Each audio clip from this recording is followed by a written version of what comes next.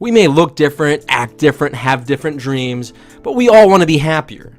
I'm starting to realize it is much easier to be happier than we realize. It's so easy, in fact, that we try to make it complicated to make sense of it, why we aren't doing these things that are making us happy. Well, let's discuss ways on how you can be happy like this guy, starting with the first idea now.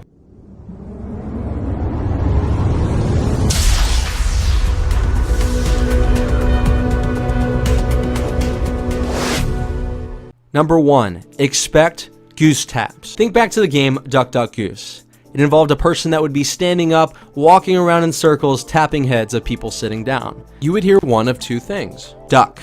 If you heard duck, this was disappointing because they're pretty much passing you by. You don't get an opportunity to get up and chase them and be a part of this game. However, if you heard goose, it was exciting, it was a go. You are now getting the opportunity to chase this person and feel like you're a part of the game. I realize this game has a lot to say about what you expect in life. I think back as a kid playing this game, hearing the rules and thinking, wow, this is cool. Once I get my head tapped and I hear goose, I'll play, I'll catch them, and it'll be a lot of fun. But weeks went by and I don't know what it was. People were not saying goose to me. I kept hearing duck, duck, duck, duck. And if you keep expecting opportunities throughout your life and you never get them, it's kind of like this game. You keep hearing duck, duck, duck, and that's all you ever expect. And it may happen just like me. One day someone tapped me on the head and said goose. Someone may tap you on the head and give you an opportunity. But just like that game, I couldn't process hearing goose. And by the time I could process it, the person had got up, they ran around in a circle, and I missed my chance. Simply put, start expecting good things in your life. Start believing you have value to add to this world. Start believing that you are part of something larger than yourself. Prepare for those opportunities that you'll get in your life. It's a shame to get that goose tap like I did and do nothing with it.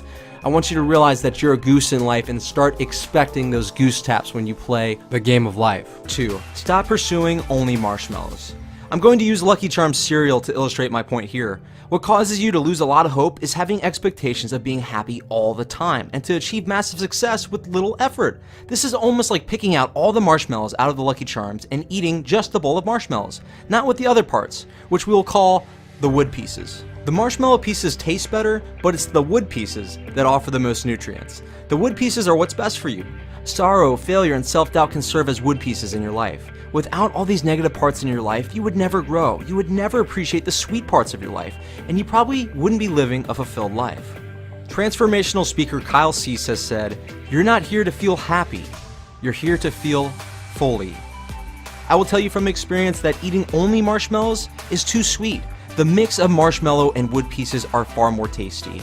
I believe if you change your expectations to embrace the low moments in your life, embrace those wood pieces, you'll appreciate your life far more and start having the magically delicious hope for a better tomorrow. And the third way, sharpen your axe. Abe Lincoln has said, "Give me 6 hours to chop down the tree, and I will spend the first 4 sharpening my axe." A similar quote from motivational speaker Tony Robbins is, "Success in life is 80% psychology and 20% mechanics."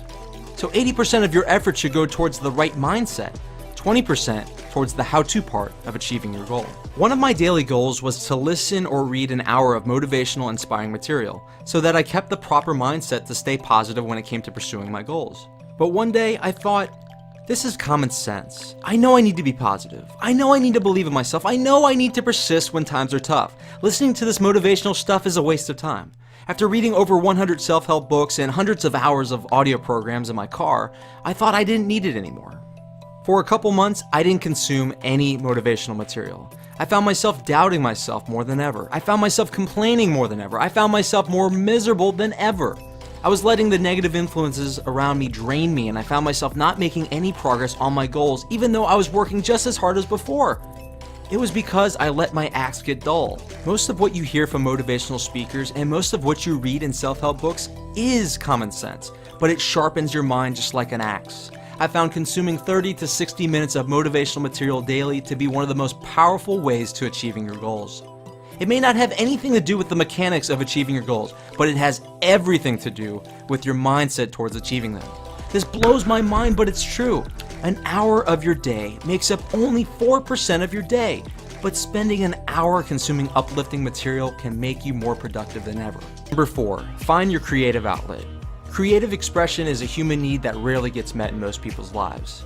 It's possible you're in a rut, feeling lonely and misunderstood because you're not fully expressing yourself.